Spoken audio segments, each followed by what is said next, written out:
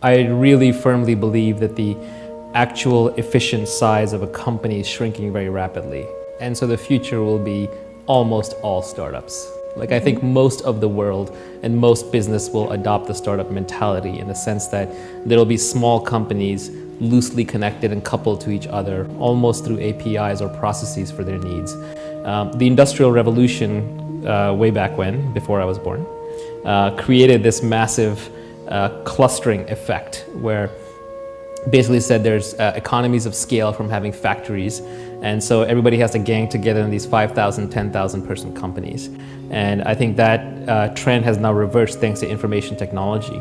And you could have a future where maybe your son or daughter will wake up in the morning and there'll be a message on their phone or in their brain implant or Google Glasses or whatever the heck it is. And they will have been assigned, they'll have a couple of job offers right that morning. They'll pick the one they want to do for the next 2 or 3 days. They'll do that through a series of kind of APIs and interfaces to the rest of the world. And then they'll get rated and they'll get feedback. So in the future, we're all Uber drivers, right? Or we're all driving Lyfts around with pink mustaches or delivering people's food. But I think the contract work trend is going to increase. And I think the size of your average company is going to decrease. I think we're going to see more and more billion-dollar businesses built by 4 or 5 people, and it'll stay at that. And so I think that is one thing, for example, the venture capital industry does not believe. I think the venture capital industry still believes that you're going to have to put a couple of $100 million into some company at some point to continue scaling it. I don't think that's true. I think you will be able to break out and outsource pieces that today you don't think are outsourceable. Like you will be able to outsource your sales. You will be able to outsource your revenue collection. You will be able to outsource your bookkeeping and reconciliation. You may not outsource the final stage of your hiring, but you'll outsource the early stage of it. So there's going to be lots and lots and lots of small companies loosely coupled. This is really bad news for all the people who were laid off in the last recession, because they don't think that way. They are going to go and try and find jobs at big companies, and a lot of the jobs that are going to be created now are going to be at small companies, which are going to require them to be more dynamic, more adaptable, more information savvy. A corollary to that is anybody who is comfortable with information technology today has a 10x advantage in productivity or greater over someone who is not comfortable with information technology. And so what you have is a phenomenon where it's, everyone likes to say the rich are getting richer and income inequality, but I think the smart are getting richer. And society doesn't know how to deal with this. And so literally, if you're someone who is good with computers, you can produce 10 times the output with someone who's working with their hands all day, or 100 times, or 1,000 if you're Kevin Systrom. So given that, society doesn't know what to do. We're not meant to handle those kinds of differences in productivity between individuals. And it's very hard to retrain the last generation. And then so in the process, I think we're going to try and punish the rich, and we're going to catch the smart in that dragnet. And that's going to be an interesting dislocation. So you think we won't see things like Facebook anymore, where a company in 8 years goes from a handful of guys to thousands in a huge campus and sucking up as much talent as they can?